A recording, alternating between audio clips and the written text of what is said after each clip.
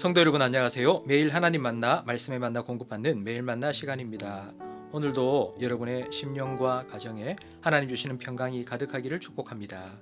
오늘 본문 이사야 24장 1절에서 13절은 마지막 심판에 대한 말씀으로 1절에서 3절은 온 세상에 임한 심판, 4절에서 6절은 말씀을 떠난 결과, 7절에서 13절은 심판으로 인한 슬픔으로 나뉘어집니다.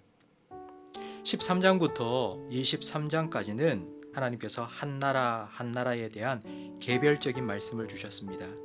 24장부터 27장까지는 온 세상 전체에 대한 예언의 말씀입니다.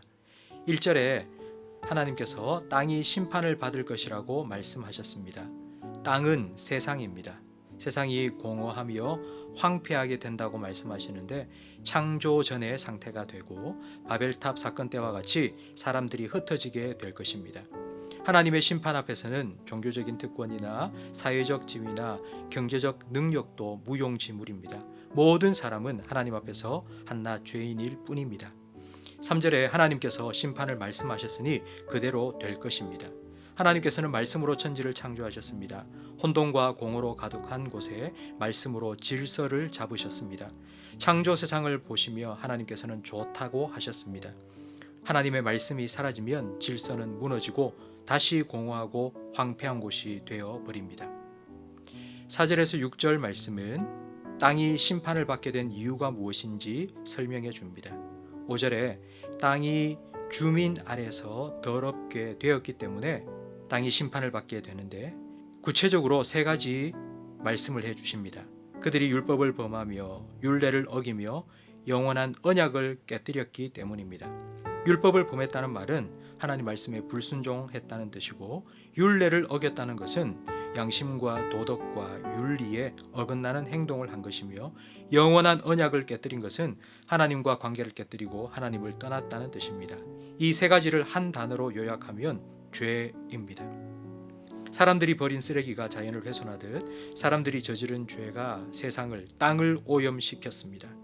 노아 시대에 땅을 오염시킨 사람들을 홍수로 심판하신 것처럼 마지막 때에 6절 말씀처럼 불로 심판하실 것입니다. 하나님의 심판은 오염된 세상을 정화시키는 필수 과정입니다. 태풍이 불어와 미세먼지를 날려버리고 폭우가 내려 강을 뒤집어 버리듯 심판은 죄로 오염된 세상을 깨끗하게 회복시켜 줍니다. 심판의 결과는 회복이지만 그 과정은 아픔입니다.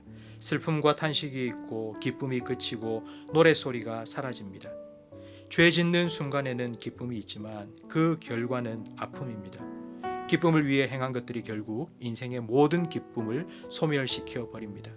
죄는 땅과 그 땅에서 누리던 삶도 함께 파괴시킵니다. 하나님의 말씀을 떠난 사람들은 죄를 범했고 그 죄로 세상은 오염되었습니다. 세상의 질서를 잡고 있던 하나님의 말씀에서 떠나자 세상은 혼돈에 빠집니다. 하나님의 말씀을 떠나면 그 자체로 심판이요 저주입니다. 하나님의 말씀을 따르면 그 자체가 축복이요 기쁨입니다. 여러분의 삶이 하나님의 말씀에 붙들리기를 바랍니다. 여러분의 가정이 말씀의 반석 위에 든든히 서기를 간절히 바랍니다. 우리나라도 하나님의 말씀에 위배되는 법을 만들지 말고 계속해서 하나님의 은혜와 축복을 누리는 나라가 되기를 간절히 바랍니다. 복습 질문입니다. 땅이, 세상이 심판을 받는 이유는 무엇입니까? 하나님의 말씀을 떠나면 어떻게 됩니까? 함께 드릴 기도 제목입니다. 날마다 하나님의 말씀으로 돌아가게 해달라고, 그리고 그 말씀으로 내 삶을 붙드시고 인도해 달라고, 그리고 그 말씀의 축복을 누리며 오늘도 살게 해달라고 기도하시기 바랍니다.